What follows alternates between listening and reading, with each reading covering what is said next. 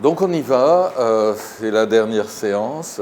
C'est une chanson, la dernière séance d'ailleurs, sur un cinéma qui va fermer ses portes. Et puis bon. Donc oui, moi je suis très triste, mais on va essayer quand même de mettre de l'ambiance. Et puis bon, j'ai essayé de faire en sorte qu'elle soit quand même assez agréable. Et surtout pour la dernière partie, en fait, j'ai pas vraiment de diapo pour la dernière partie parce que je me suis dit que c'est un peu l'occasion aussi de, s'il y a vraiment des questions, des choses mais, qui couvrent l'ensemble du cours ou les choses externes par rapport à ça, pensez-y et c'est le moment d'en parler parce que ce serait un peu dommage d'avoir des diapos, finir c'est la dernière diapo, on arrête. Donc ce serait triste, donc il faut en profiter pour ça. Et de toute façon, le sujet que j'ai pris... Donc ce qui m'intéresse comme thématique pour aujourd'hui, notamment, c'est essentiellement cette idée de ce que peut être la connaissance lexicale et le transfert à partir du moment où on maîtrise à peu près non seulement cette connaissance, mais la façon de la traiter et d'en parler. Qu'est-ce qu'on peut faire à partir de ça, des exploitations ? Sachant que les exploitations scientifiques ou parascientifiques, même de faire des ressources lexicales, etc., c'est absolument évident. L'enseignement, c'est comme un autre niveau qui est évident comme niveau d'application, en tout cas pour moi, même s'il y a des gens qui pensent qu'il faut absolument avoir aucune connaissance métalinguistique pour faire de l'enseignement des langues. À mon avis, ça dépend comment on enseigne et ce qu'on enseigne. Ça, c'est clair, par exemple, on peut être un super bon prof de français et n'avoir pas vraiment de formation en linguistique, mais dans ce cas-là, il ne faut pas avoir un discours métalinguistique. Il ne faut pas se mettre à parler de verbes, d'adjectifs ou n'importe quoi, parce que là, il faut du coup avoir les bonnes connaissances. Mais si on a un enseignement qu'on fait strictement par la pratique, l'entraînement, etc., il n'y a pas vraiment de discours métalinguistique, ça peut marcher aussi très bien. C'est différents types de choses, de différents types de contextes aussi. Okay, mais ce qui est sûr, c'est que même si on se situe dans cette perspective très interactive, etc., ça ne fera jamais de mal d'avoir des connaissances métalinguistiques et la capacité de raisonner de façon un peu rigoureuse. Et puis, il y a toutes sortes d'autres applications. Comme j'ai insisté aussi vis-à-vis de la définition, que même dans la vie de tous les jours, c'est important potentiellement de savoir définir, ça peut changer les interactions. Donc, le cas remarquable et amusant des clichés linguistiques, c'est intéressant aussi d'en parler parce que c'est un peu à la mode dans la lexicologie, surtout en Europe, les notions de clichés linguistiques et de pragmatème, notamment. Et bon, il y a des tas d'autres termes pour clichés linguistiques. Je ne couvrirai pas tous les termes, mais par exemple, comment ça s'appelle, les PPI, phrases préfabriquées des interactions ou quelque chose comme ça. C'est un peu la même chose. Donc c'est très... Et vis-à-vis de la notion de pragmatème, à mon avis, elle n'est pas bien comprise. Donc je vais en profiter, puisque je suis là et je suis au cœur de la discussion autour de cette notion qui a été proposée par Melchouk au début. Donc je pense savoir de quoi il retourne, les différentes approches, et je pense que on peut en profiter du fait que je suis là pour vous expliquer les choses. Alors j'ai déjà mentionné les clichés linguistiques. Quand on parle de clichés linguistiques, on parle de phraséologie encore. Okay, c'est des choses comme bon appétit. Bon appétit, en anglais, enjoy your meal. Vous voyez bien que si vous dites littéralement en français enjoy your meal, ça va marcher, ça voudra dire enjoy your meal. Et on ne va pas dire, mais on ne va pas être insulté parce que quelqu'un a dit enjoy your meal. Mais c'est un peu comme, ce sera bizarre, parce que ce n'est pas ce qu'on dit. Okay, donc ça, bon appétit, enjoy your meal, ce sont des clichés linguistiques, évidemment, donc c'est une première illustration. Qu'est-ce qui est intéressant et qui fait qu'en fait, ils sont souvent pas notés. Les locutions, surtout les grosses locutions fortes, métaphoriques, Tout le monde sent que ça existe. Mais les clichés linguistiques, la plupart des gens ne se rendent pas compte, en fait, que c'est phraséologique et que potentiellement il faut les apprendre. C'est vraiment au moment où vous allez dans un pays dont vous parlez un petit peu la langue et que vous voulez avoir une vie sociale, donc pas nécessairement juste visiter des musées, mais aller au café, etc., que là, tout de suite, vous pouvez sentir que quelque chose ne va pas, vous n'êtes pas à l'aise parce qu'en fait, vous sentez que ce que vous dites dans votre langue, ça ne va pas marcher dans cette autre langue. On le perçoit à ce moment-là. Donc, c'est des énoncés qui sont non libres, donc c'est des phrasèmes. Bon appétit, c'est non libre. Si je n'avais appris le français que de façon non phraséologique, j'aurais jamais eu l'idée de dire bon appétit avant de commencer un repas. Pourquoi parler de l'appétit? En réalité, ça ne me serait jamais venu à l'esprit, et je pense que ça viendrait à l'esprit de personne, à moins que dans sa langue, on a déjà quelque chose qui veut dire littéralement bon appétit. Et évidemment, un francophone qui va pour la première fois en Angleterre ou ailleurs, qui ne parle pas vraiment l'anglais très bien, il dira good appetite. Okay? Et bon, on le pardonnera, on comprendra ce qu'il veut dire, mais on saura qu'il n'a pas particulièrement brillé par son intégration sociale en disant cette chose-là. Alors, ils sont non libres, aucun doute. On voit souvent difficilement qu'ils sont non libres parce qu'ils sont sémantiquement compositionnels. Bon appétit, ça veut dire bon appétit. Après vous, ça veut dire après vous. Comment allez-vous, ça veut dire comment allez-vous. Quelle heure est-il, ça veut dire quelle heure est-il. Donc ils sont tout à fait compositionnels et ils ne sont même pas comme les collocations semi-compositionnelles. Donc les collocations, quand il y a un collocatif qui est métaphorique, tout le monde perçoit. Okay? Donc si je dis quelque chose comme faire un rêve, on peut très bien ne pas percevoir sur le coup que c'est phraséologique parce que c'est compositionnel et le collocatif n'est vraiment pas très métaphorique. Mais si je dis par exemple, comme en anglais, to throw a party, on va avoir tendance, on voit bien que c'est un sens métaphorique de to throw, et on va avoir tendance à se dire, ouais. Et souvent, quand le collocatif d'une collocation est métaphorique, c'est une acception très métaphorique, comme tout le monde identifie la phraséologie et la métaphore, c'est là qu'on a tendance à appeler ces collocations des locutions. Alors, les locutions ne sont pas nécessairement métaphoriques. Centre commercial, ce n'est pas du tout une métaphore. Les collocations peuvent sembler métaphoriques quand on sent bien que c'est une acception métaphorique de l'unité lexicale. Mais ce n'est pas ça qui en fait des locutions. Et les phrasèmes, ce n'est pas des collocations, ils ne sont pas semi-phraséologiques. Ils sont vraiment strictement compositionnels. Normalement, il n'y a rien de vraiment métaphorique dans leur fonctionnement. Donc on a du mal à les identifier. Et ce qui est remarquable, c'est que, vous voyez comment ça se passe. Quand un locuteur parle, il veut dire party, un francophone dirait to make a party, faire une fête ou organiser. Bon, to organize a party, ça marche. Mais ce qui marche bien, c'est de dire to throw a party. Qu'est-ce qu'il fait? Il a déjà son message et il a déjà son réseau sémantique de ce qu'il veut dire. Il veut dire party.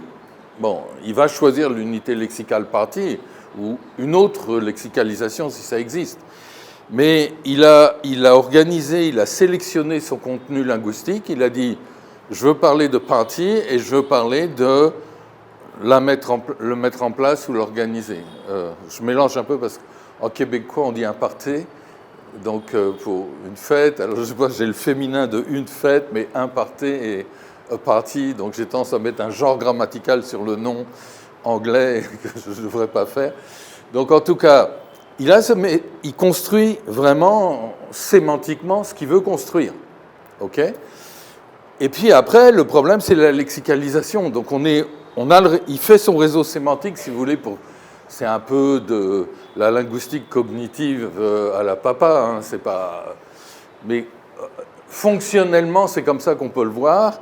que le locuteur construit son réseau sémantique et que, bon, il va lexicaliser ce qui se lexicalise et l'autre sens qui est un sens collocationnel, parce que, en fait, causer que la chose ait lieu, c'est un sens de fonction lexicale. Il y a cause qui est une fonction lexicale, avoir lieu, c'est func 0, donc ça va être phraséologique à cause de ce qu'on veut dire. Et donc il va lexicaliser ça en fonction de la lexicalisation de la base. Bien. Mais dans les clichés linguistiques, c'est pire que tout, même si ça a l'air non phraséologique des fois, c'est qu'en fait la langue, elle vous dit non seulement quelles unités lexicales choisir, et quelle structure syntaxique. Mais elle vous dit quel message exprimer.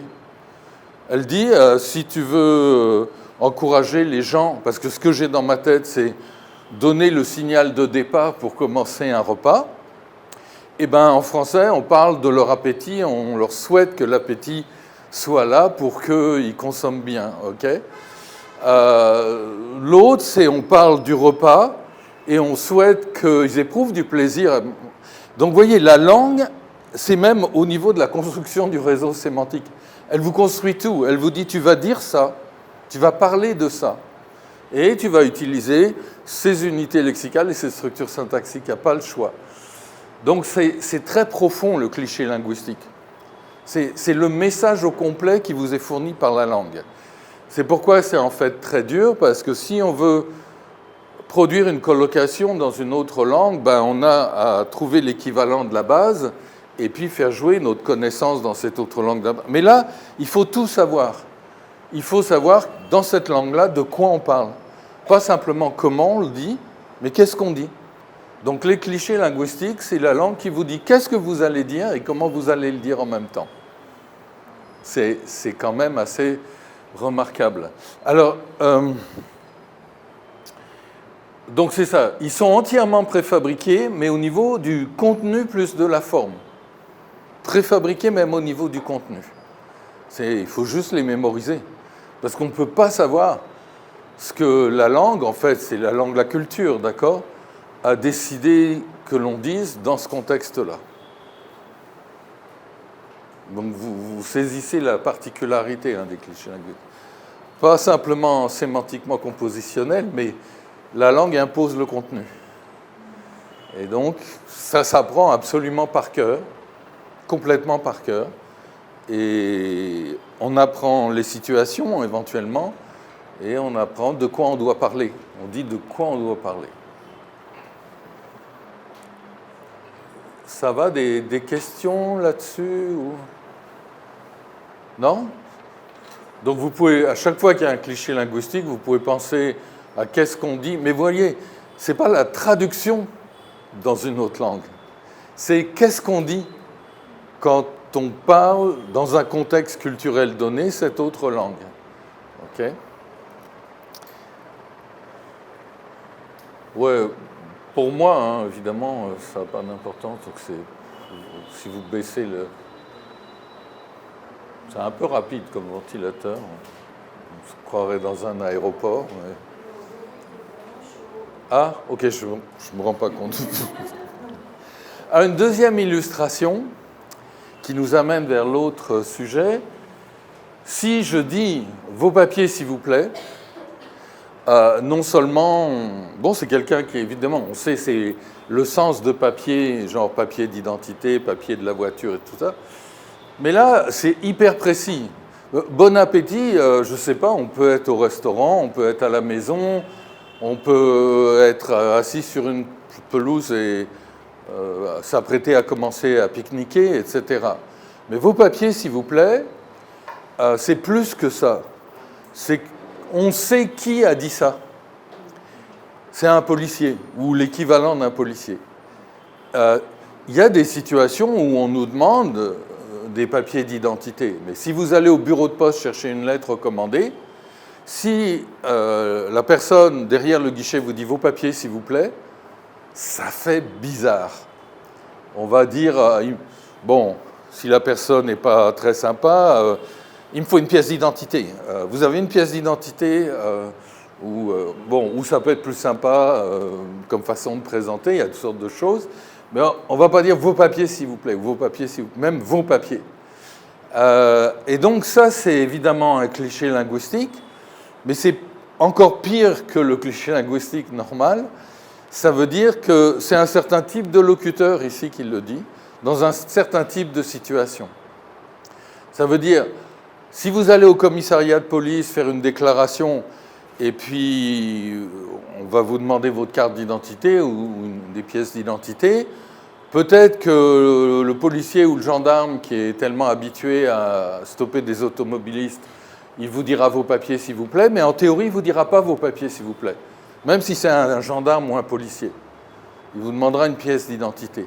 Donc c'est vraiment une personne donnée qui dit ça dans un contexte spécial de contrôle de police ou l'équivalent. Okay ?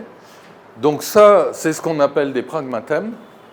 Ici, c'est un cliché linguistique qui est pragmatème. Je reviendrai sur la notion, parce qu'elle n'est pas aussi évidente. Mais vous voyez, c'est comme, il suffit de dire vos papiers, s'il vous plaît, et vous imaginez un contexte assez précis quand même, pas juste un contexte où on demande des pièces d'identité, et même un certain type de personne qui le dit. Ouais, j'ai vraiment pas faim. Mais je vais faire pour... Thank you. Well, thank you.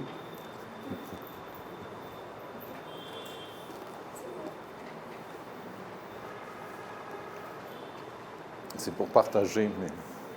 c'est bon. C'est épicé, j'aime bien. Bon. Faut pas parler la bouche pleine, m'a dit ma maman. Oh, c'est un cliché linguistique, faut pas parler la bouche pleine.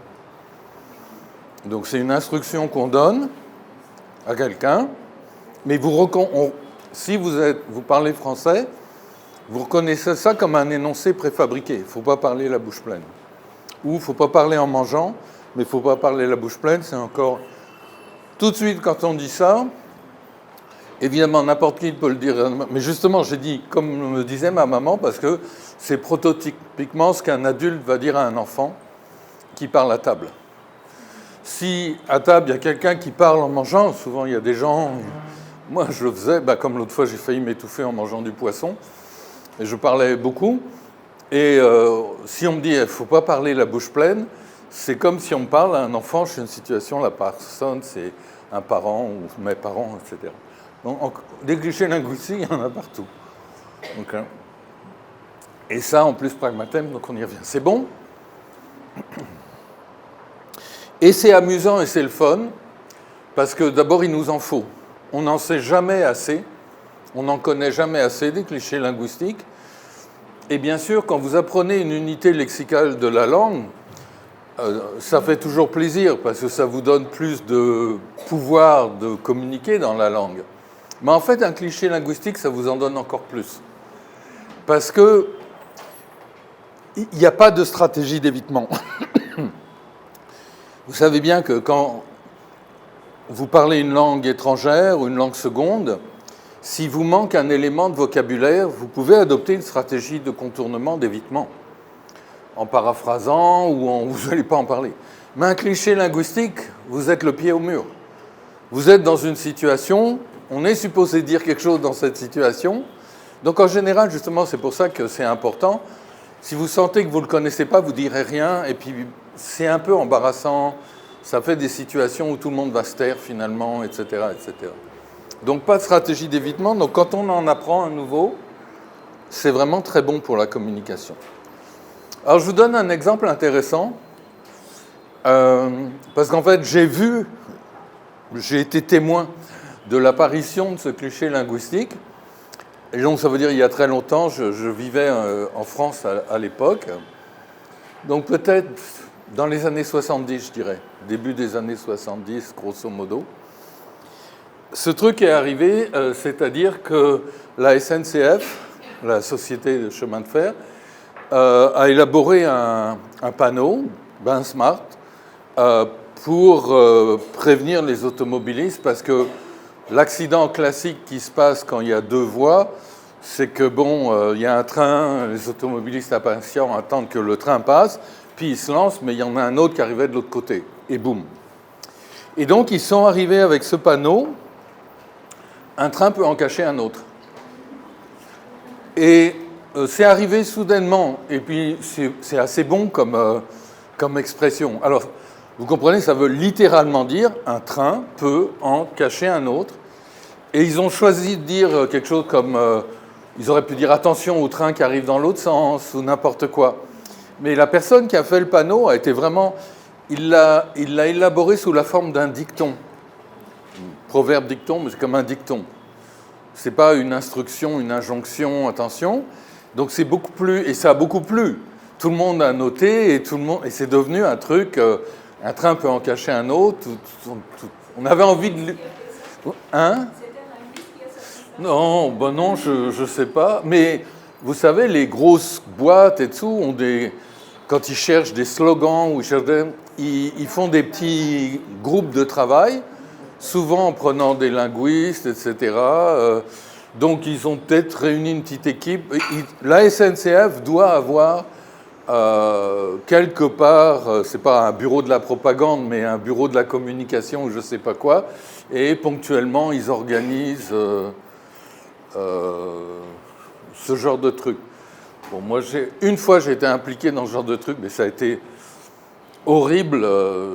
Il n'y a pas si longtemps, c'était les compagnies pharmaceutiques qui avaient organisé un truc, et c'était pour discuter du terme rémission. Est-ce qu'on utilise rémission? Et puis, bon, c'était une expérience pas très agréable, parce que il y a des trucs au niveau financier là-dedans qui sont...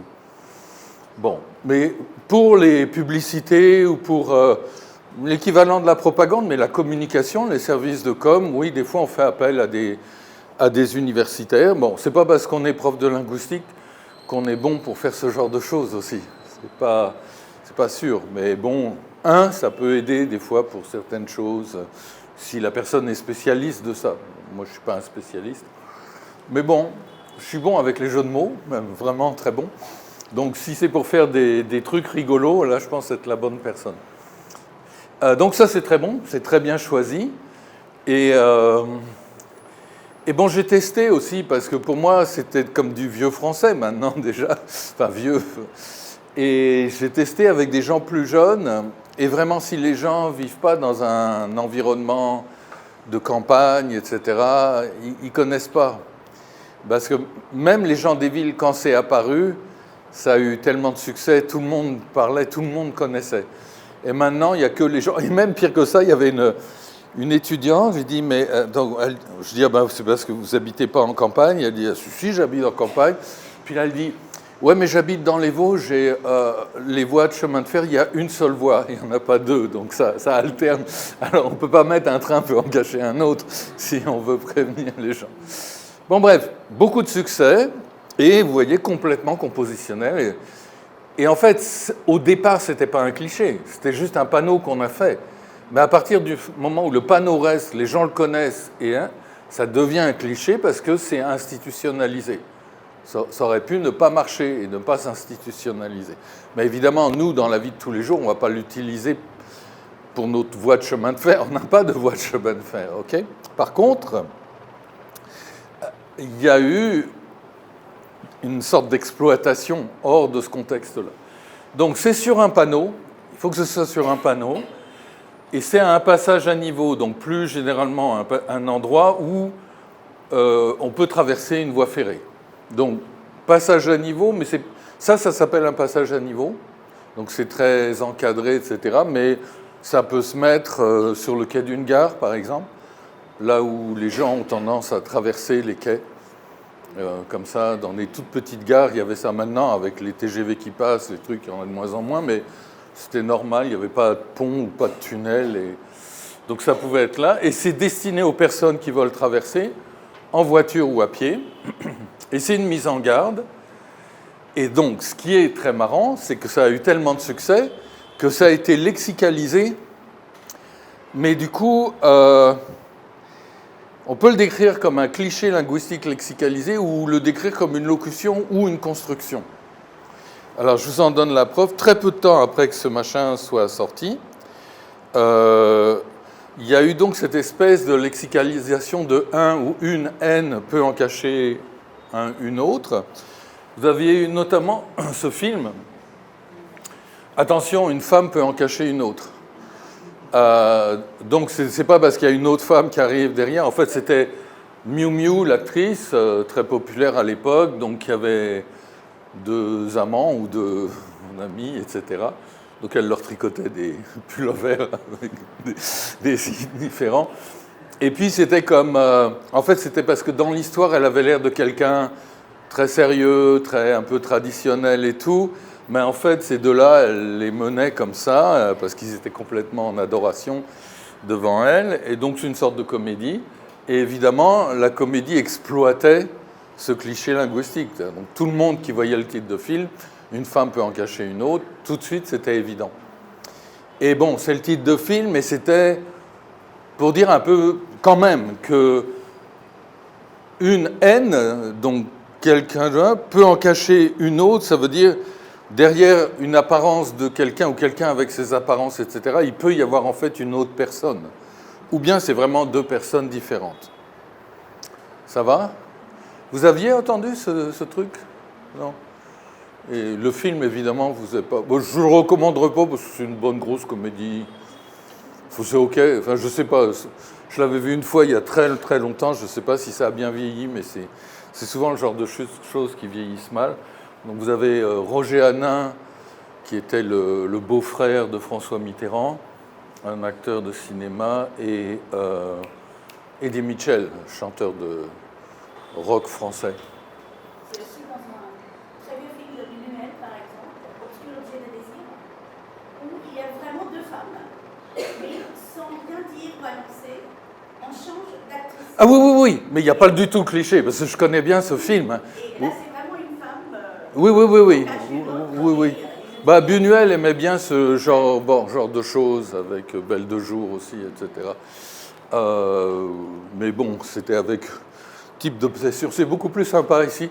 Bon, les films de Buñuel, mais bon. Mais oui, c'était cette thématique-là. Bon, elle est très connue, en fait, cette thématique d'une double personnalité. Mais là, justement, ils ont utilisé ce cliché linguistique pour faire un titre super malin. L'exploitation est bonne. Mais ça continue d'être exploité tout le temps, dans des titres de presse, par exemple. Emploi à plans sociaux, un licenciement peut en cacher un autre. Alors, ça peut vouloir dire soit qu'il y a un licenciement, il y en a d'autres qui s'en viennent, en fait. Ça va être un écrémage où on va se séparer de nos collaborateurs, où on va faire un plan d'optimisation. Enfin, il y a plein de terminologies pour ça. Mais donc, ça s'utilise très bien. Sauf que clairement, il y a des gens qui sentent que c'est un cliché, mais ils sont plutôt un peu vieux, si je veux dire au-dessus de 50, 60 ans. Enfin, maintenant, je pense que les très très jeunes générations qui lisent pas beaucoup aussi connaissent un peu moins. Donc voilà, un beau cliché qui se lexicalise véritablement pour donner une locution ou une construction et qui est à notre disposition. Donc on peut l'employer n'importe comment. Par exemple, je sais pas, je suis invité à donner un cours ici, mais en fait, ça implique d'autres responsabilités pédagogiques. Je peux dire un cours peut en cacher un autre. Ouais, on peut l'utiliser dans plein de contextes. Et à partir du moment où c'est une variable, ben, ça restera compositionnel. On parle d'une femme. Une femme peut en cacher une autre. Mais si vraiment ça devient codé avec un sens très très spécifique, on va dire que c'est une construction ou une locution. Sinon, c'est un élargissement du cliché. Et donc ça, c'est très important. Dans toutes les cultures, toutes les langues, on tend à faire ce genre de choses. Et à mon avis, c'est pas un truc trivial. Ça fait partie de la nature vivante ou pas dans la société d'une langue. Donc on peut essayer là un peu d'être scientifique entre guillemets, de rationaliser la notion de cliché linguistique avec au moins donc 5 propriétés formelles. Par défaut, c'est polylexical. Donc c'est une expression, il y a plusieurs unités lexicales assemblées. Par défaut, donc on dirait multi-word expression. Okay. Mais ça se discute. Ça, j'avais mentionné ça. C'est-à-dire que pour moi, l'addition ou garçon, moi j'ai envie de le mettre dans les clichés linguistiques. Bon, c'est sémantiquement compositionnel. Garçon, ça veut dire garçon ou l'addition. On verra avec le russe, il y a un équivalent. On avait commencé en fait quand on travaillait sur des clichés du russe de l'interaction dans les restaurants. Donc en russe, il y a des vushka.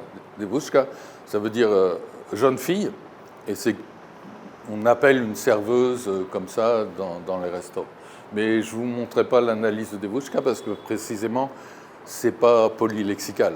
Mais, comme j'avais mentionné à propos d'allo, vous vous souvenez que vous avez dit que allo, il faut savoir que ça peut être impératif, interrogatif, on a des choix. En fait, on a un grand éventail prosodique, alors que moshi moshi en japonais, il n'y a pas ces possibilités prosodiques. Donc, ces énoncés tout faits, qui sont constitués d'une seule unité lexicale, il faut quand même apprendre la prosodie. Donc on apprend l'unité lexicale toute seule, mais sous forme d'énoncé, donc avec une prosodie donnée. Et comme la prosodie, c'est un signe linguistique, c'est un contour prosodique, c'est un signe suprasegmental, on appelle ça. Ça veut dire que c'est un signe qui se superpose aux signes segmentaux, c'est-à-dire aux signes de la chaîne phonologique. Donc on a deux signes linguistiques combinés de façon non libre. Donc, évidemment, un de ces signes linguistiques, ce n'est pas lexical, mais c'est quand même un signe linguistique. Donc, on a une combinaison de signes linguistiques non libres, donc c'est un phrasème. On peut dire que c'est un phrasème. Donc, ça ne me gêne pas de dire que l'addition garçon, c'est un phrasème, parce qu'il y a aussi la prosodie, comme c'est un énoncé. Et puis, que c'est des clichés linguistiques, parce que quand on demande l'addition en disant l'addition, c'est sémantiquement compositionnel. Et quand on appelle le garçon dans un café en disant garçon, alors il faut faire très attention, parce que les clichés linguistiques en langue, c'est très dynamique. Ça évolue beaucoup. Donc si vous allez dans un petit café, je ne sais pas, place de la Gare, je ne sais pas où, et vous voulez renouveler votre commande, vous dites garçon, peut-être vous allez vous faire engueuler, ou il va vous faire la gueule, etc., parce que c'est considéré un petit peu comme si on appelait son esclave maintenant. Okay ? Donc, garçon, on peut imaginer qu'on l'entend dans une grande brasserie parisienne par un vieux monsieur en redingote ou quelqu'un qui est un chef d'entreprise très fier de lui, il va dire garçon, avec un certain ton. Okay ? Donc, on peut l'imaginer, mais ça a perdu son caractère neutre, ok. Donc on peut quasiment plus dire garçon dans un café. Donc ça, il faut le savoir. Donc voilà, d'abord, par défaut, c'est polylexical, mais attention, à mon avis, il faut admettre, ce qu'il faut, c'est que ce soit polysigne linguistical. Il faut qu'il y ait au moins deux signes qui soient combinés de façon non libre. Un des signes pouvant être une prosodie. Ou s'il y a une structure syntaxique, il y a au moins deux signes lexicaux. Donc là, on n'aura pas de problème à dire que c'est polylexical. Mais souvent, normalement, même tout le temps, la structure syntaxique elle-même est contrainte. Là, le thé commence à être vraiment froid, donc vous m'excuserez. C'est un thé spécial, il est épicé, non? Ah, ok. C'est très riche, c'est avec de la crème et pas du lait, et un peu épicé. Je ne ferai pas de grimace. Oh, j'ai entré aussi grimacé comme réal 1 de dégoût au premier sens. Vous vous souvenez, au premier sens, le dégoût, vomir de dégoût, etc. Mais grimacer de dégoût, c'est un collocatif aussi. Ça ne marche pas très bien avec des goûts de la politique, des grimaces de dégoût face à cette politique, mais avec le premier. Et donc, comme collocatif qui est un réal de ce genre-là, grimacer, c'est typiquement grimacer de dégoût ou grimacer de douleur. Ok ? C'est la même chose. Donc, je les ai entrés tous les deux. Ça me vient comme ça. Deuxièmement, ce sont des énoncés. C'est ce qu'on appelle des clausatifs. Donc, dans notre approche, il y a 5 parties du discours majeur.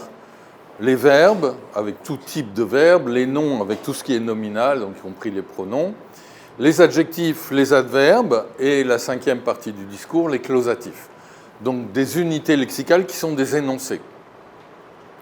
Et donc ces clichés linguistiques, si on les imagine, c'est pas des unités lexicales au sens strict, mais c'est des entités lexicales quand même. Ce sont des clausatifs, ça fonctionne comme des énoncés. Donc c'est toujours des énoncés. Si un truc est souvent employé comme partie d'un énoncé, mais s'emploie autrement, mais sans être un énoncé, c'est pas un cliché linguistique, c'est une locution ou une colocation. En rajoutant un verbe ou n'importe quoi, on va pouvoir en faire un énoncé, mais en soi, ça n'est pas. Donc c'est des énoncés, même si ce n'est pas des phrases. Et d'ailleurs, les plus beaux, si c'était un vrai clausatif, en théorie, ce n'est pas gouverné par un verbe.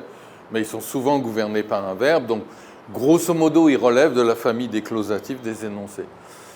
Donc, il n'y a plus de saison, c'est un clausatif. Et c'est typiquement ce qu'on dit. On dit il n'y a plus de saison. Alors, on sait que ce n'est pas tout à fait vrai, mais c'est ce qu'on dit quand on veut dire que on n'arrive plus à savoir si on est au printemps ou à l'été et tout se mélange. On dit ah ma bonne dame, il n'y a plus de saison. Ok. Et donc c'est un cliché. Et ici c'est gouverné par un verbe conjugué. Il n'y a plus de saison. Donc c'est syntaxiquement une phrase, mais quelque chose comme pelouse interdite. C'est un cliché linguistique, parce que, bon, en France, traditionnellement, on n'a pas le droit dans les parcs de marcher sur la pelouse. Et donc, le panneau qu'on mettait sur les pelouses, c'était pelouse interdite, partout. Quand je suis arrivé à Nancy, j'ai eu un choc. D'ailleurs, j'ai pris une photo, je l'ai mis dans l'article sur les clichés linguistiques et les pragmatèmes. Je me baladais au magnifique parc de la Pépinière, et j'étais là, donc, devant une belle pelouse et tout. Bon, évidemment, il y avait plein de gens assis dessus. Et il y avait écrit un petit panneau, c'était marqué « pelouse non autorisée ».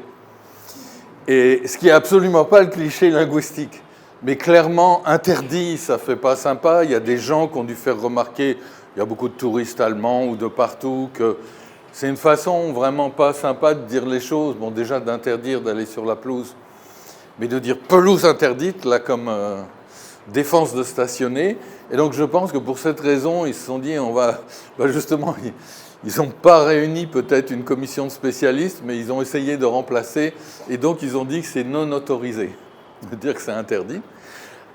Mais par contre, quand on le regarde, pour moi, ce n'était pas un cliché, et je pense que c'est juste là, ou un peu ailleurs, que j'ai vu ces panneaux-là. Je ne crois pas que c'est courant maintenant d'avoir pelouse non autorisée. Mais peut-être que je me trompe. Et le cliché linguistique pelouse interdite a été remplacé par pelouse non autorisée. Et ça, évidemment, c'est clausatif, c'est un énoncé, mais c'est comme défense de stationner, c'est pas une phrase, c'est un syntagme nominal.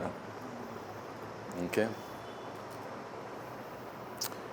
Et on le voit de moins en moins, pelouse interdite, parce que même à Paris, je pense qu'ils ont abandonné, ils laissent plus ou moins les gens marcher sur la pelouse maintenant, parce que... Alors, polylexical ou polysigne, des énoncés, ils sont non libres, ça veut dire qu'il faut que c'est des phrasèmes, c'est la troisième caractéristique, et en plus, ils sont sémantiquement compositionnels, donc ça les distingue des collocations. Okay. Et la cinquième, c'est figé, on peut dire figé ou préconstruit, au niveau conceptuel. Donc le message est préfabriqué, comme je vous l'ai dit. Et ça fait la différence avec les collocations, où le message n'est pas préfabriqué. C'est compositionnel et le message n'est pas préfabriqué. Donc ça, je vous avais mentionné cette interaction dans un restaurant chic parisien entre la femme de Tony Soprano et un serveur, où elle voulait redemander du vin. Elle a dit « encore du vin, s'il vous plaît », en montrant son verre. Et vraiment, ça ne se dit pas. Bon, elle n'aurait pas vraiment pu dire « remettez-nous ça », c'était un restaurant très chic. Mais elle aurait pu dire « oh, un autre, s'il vous plaît », par exemple. Ou là, c'est pas familier. « Remettez-nous ça, on est dans un petit bistrot, etc. » ou un truc sympa, mais pas un truc où, un peu coincé, un peu snob. Donc ça, voilà, le contenu lui-même est préfabriqué. ce qu'on va dire est préfabriqué. Ce qui est la chose la plus normale à dire, si on a bu du vin, c'est de dire encore du vin, s'il vous plaît. Enfin, je veux dire, moi, ça me semble très naturel de le dire. C'est absolument pas naturel de le dire dans un café.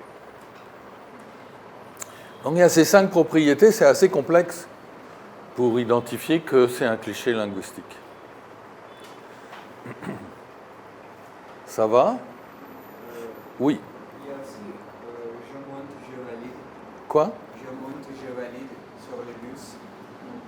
Ah, oui, un peu comme un train peut en cacher un autre. Et, oui, bah, c'est assez nouveau, alors je ne sais pas dans quelle mesure.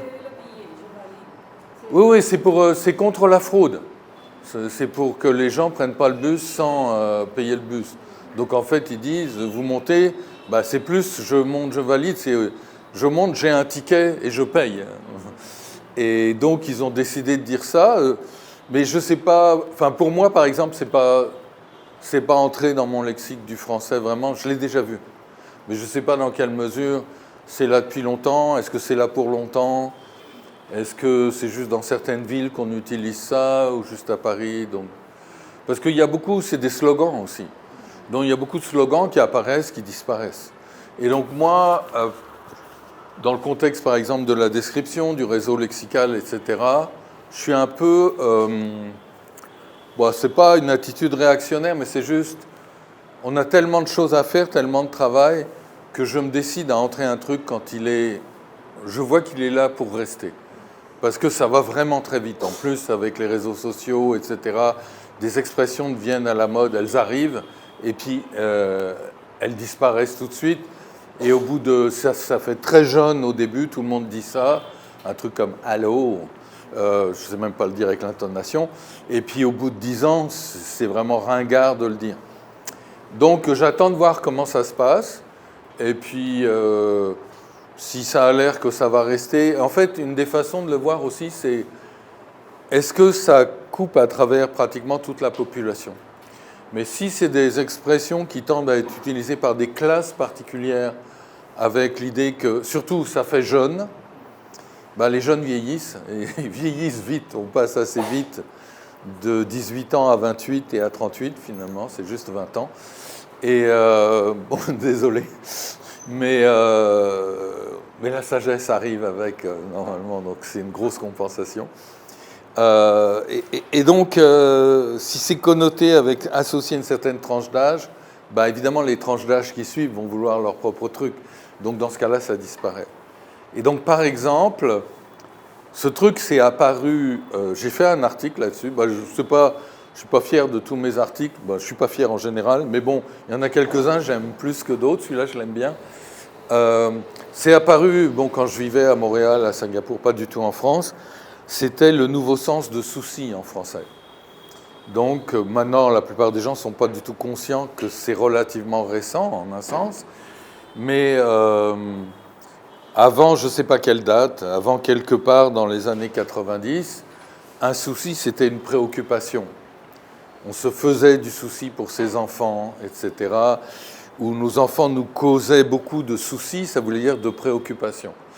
Et graduellement, souci s'est mis à être utilisé, et je l'entendais parce que des Français qui venaient à Montréal, où je pouvais l'entendre dans des films, etc., souci, et c'était un problème. Il y a un souci avec le frigidaire. Et maintenant, en France, moi, je ne peux pas y arriver, je n'arrive pas à le dire, mais quand on veut dire qu'il y a un problème, un petit problème ou un gros problème, on dit un souci.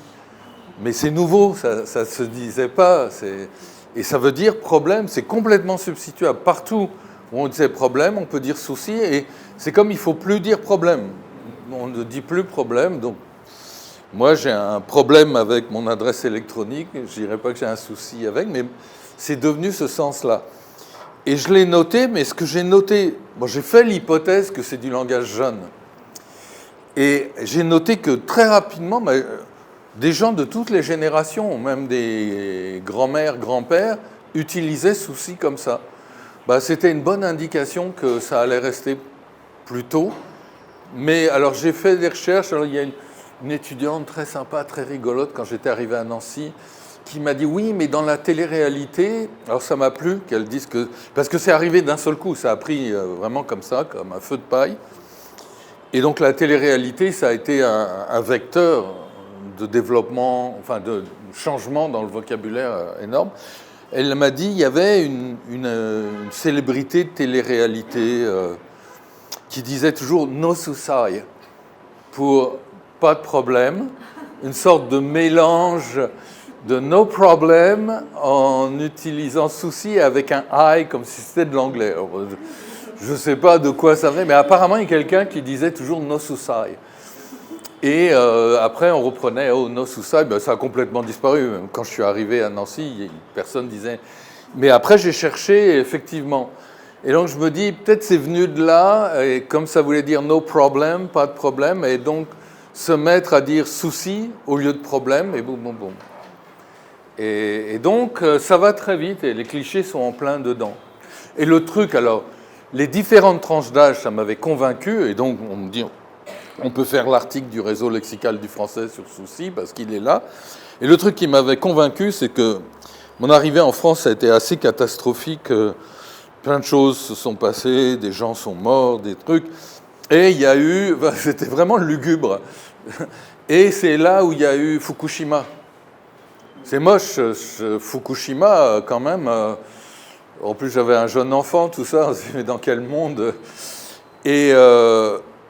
Et je me souviens très bien d'un article de presse. En gros, il y avait écrit « Souci à la centrale nucléaire de Fukushima ». Et on voyait les cheminées avec la fumée après les explosions et tout. On disait « Souci à la... » Et ça faisait vraiment bizarre. Alors je me dis, si on peut appeler ça, cette catastrophe absolue, dire c'est un souci, c'est que vraiment souci veut dire problème. Et souci, c'est un petit problème ou un méga problème, c'est juste problème. C'est quand même intéressant. Mais n'est-ce pas, c'est aussi un peu la paresse de la part de la génération. Si cela reflète chez les journalistes, c'est encore quelque chose. Mais j'ai vu que tout est génial dans stylo à Shakespeare. Ouais, mais dis pas ça, ça veut dire qu'on vieillit. Dire c'est de la paresse ou... L'être humain, en un sens, c'est quand même paresseux. Donc tout ce qu'on fait, les plus grandes inventions qu'on a, on peut dire ça vient de la paresse ou de la peur ou des trucs comme ça. Donc... Mais c'est pas juste les jeunes, c'est qui est encore plus soucieux. C'est que les autres générations plus grandes oui, essaient de justement imiter les jeunes pour faire jeunes en l'utilisant de la même manière. Non, mais dans le cas de soucis, je sais, j'étais pas là, j'ai pas pu observer. Donc il y a un truc que j'ai raté et puis maintenant... Mais si c'est la télé-réalité, ça explique beaucoup de choses parce que la télé-réalité... Bon, moi, j'ai jamais regardé une émission de télé-réalité. J'ai déjà vu 1 minute parce que en zappant sur une télé, je comprends pas le concept. Je me dis, mais comment on peut regarder ça?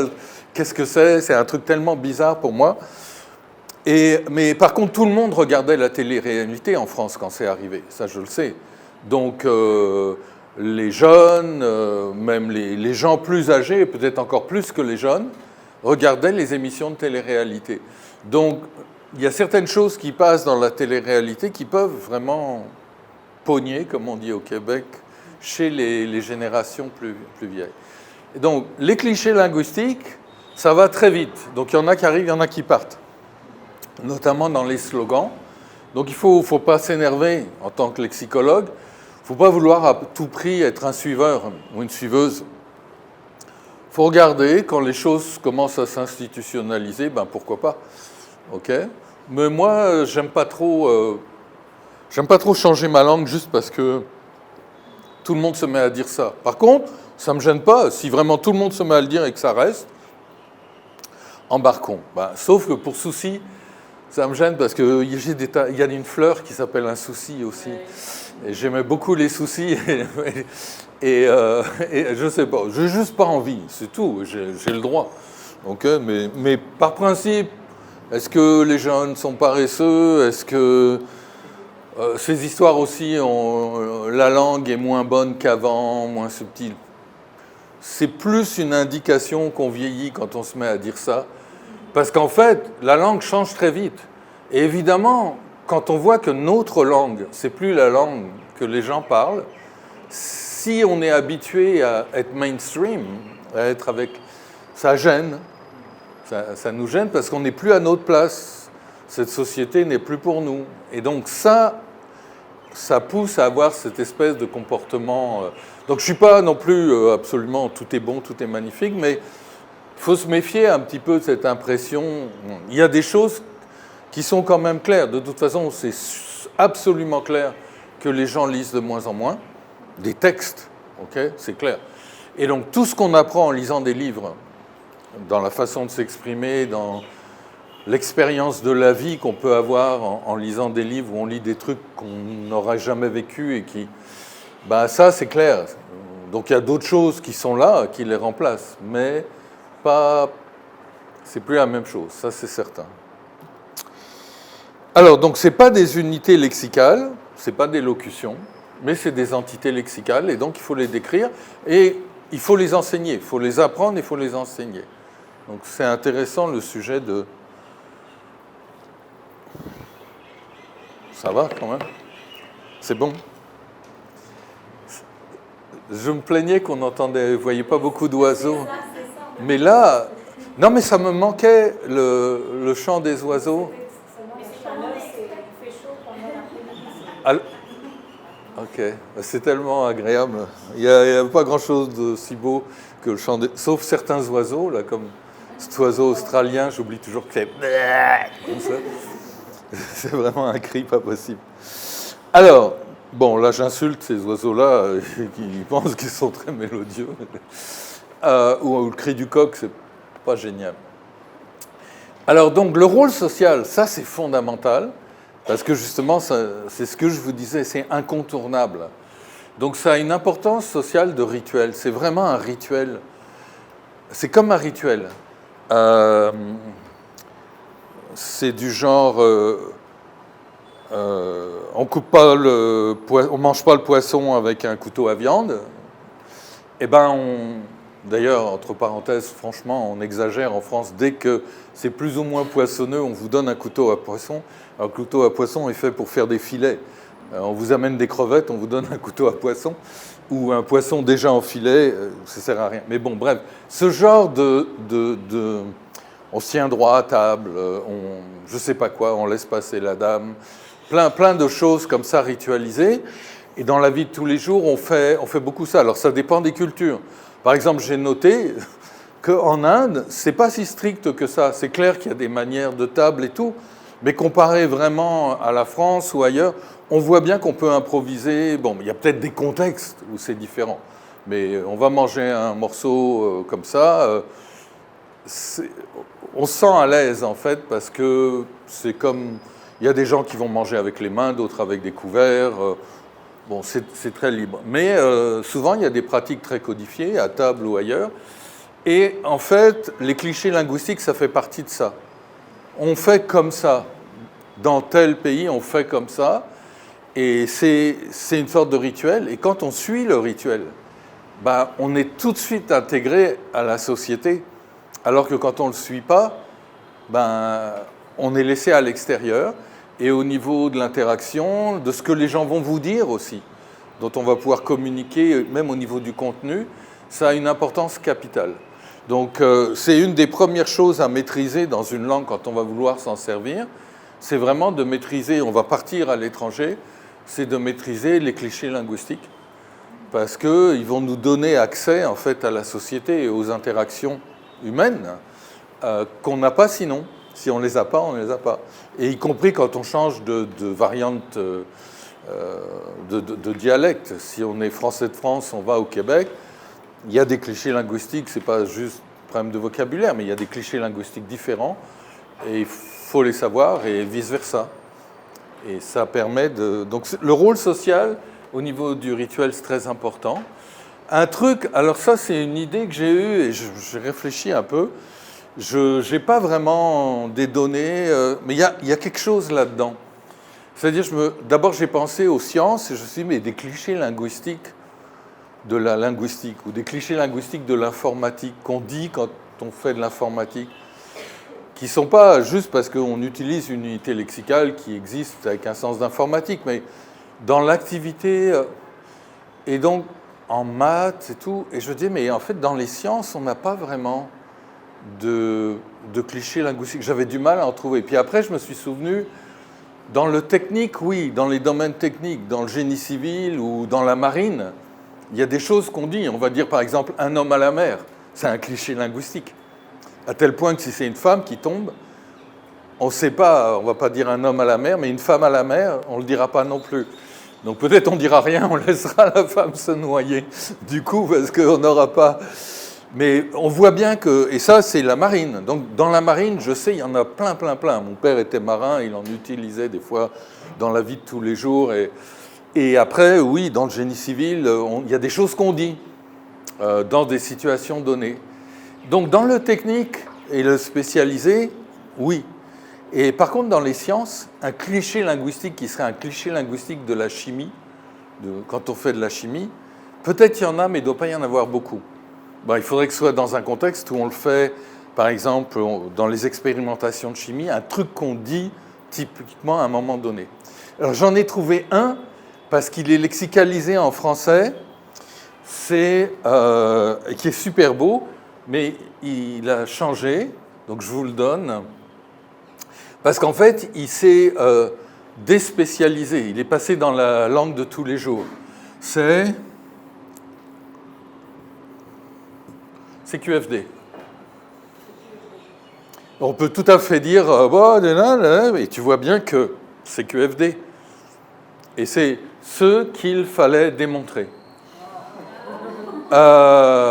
Et en fait, donc c'est lexicalisé dans la langue française comme une sorte d'énoncé d'un, mais en fait, c'est plutôt une locution, parce que ça ne veut pas littéralement dire ce qu'il faut. Mais en maths, c'était tout à fait normal, en maths pure, de démontrer un théorème, puis on arrive, surtout dans la tradition de Bourbaki, etc., et donc on arrive à un stade, et là, on pourrait continuer sur 3 pages, mais un super mathématicien sait où on s'en va, et donc on écrit tout de suite le théorème démontré, et on écrit CQFD, ce qu'il fallait démontrer, on peut écrire.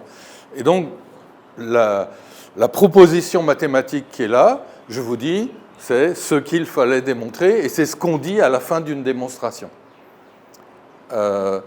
En anglais, dans la tradition mathématique, on utilise plutôt le latin, quid erat demonstratum, mais ce n'est pas très passé dans la langue de tous les jours en anglais. Alors que CQFD, n'importe qui utilise CQFD sans savoir même ce que CQFD veut dire, et que, enfin, littéralement, et que ça vient des mathématiques, de la...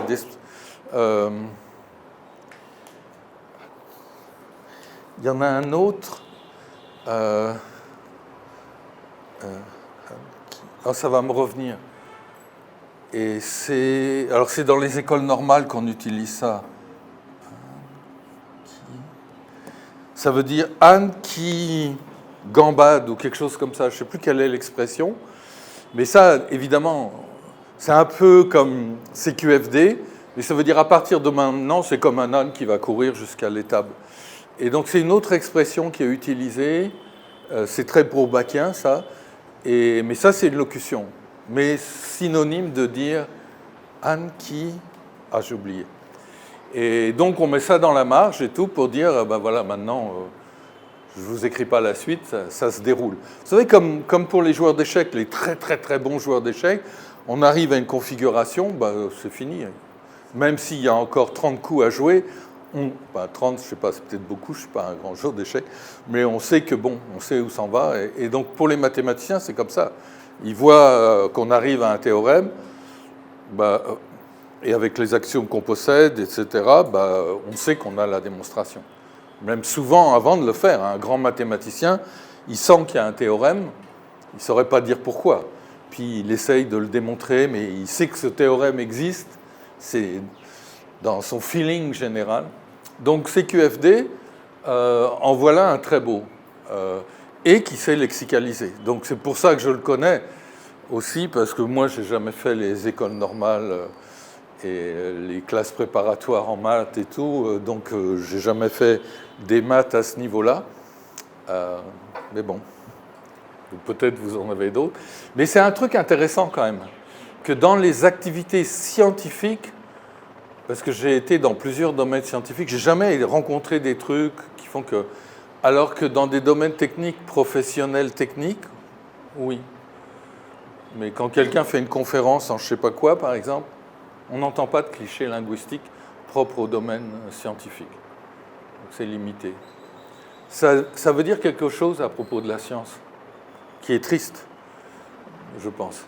C'est qu'il y a une tendance, on veut être scientifique, donc on veut éviter tout ce qui peut faire penser au rituel ou à n'importe quoi. La rationalité pure. Il ne faut pas qu'on donne de l'impression qu'il y a une forme de croyance ou n'importe quoi. Parce qu'à partir du moment où on utilise un cliché linguistique, on utilise un rituel. Qui dit rituel dit forme de croyance ou adhésion liée à la croyance à quelque chose.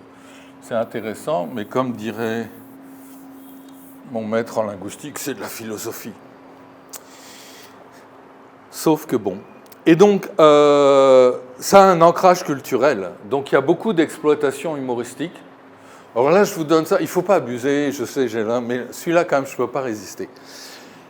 J'ai découvert assez récemment, je n'avais jamais réalisé, qu'un cliché linguistique, bon, on dit c'est normalement une expression, donc au moins 2 mots, mais il y a des textes qui sont des clichés linguistiques.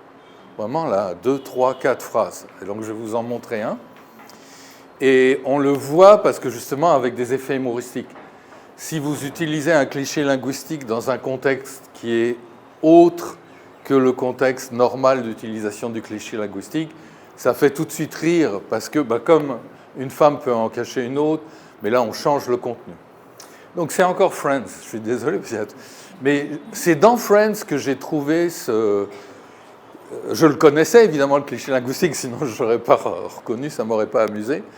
Mais je n'avais jamais pensé que c'était un cliché linguistique, alors que c'est vraiment un enchaînement de propositions.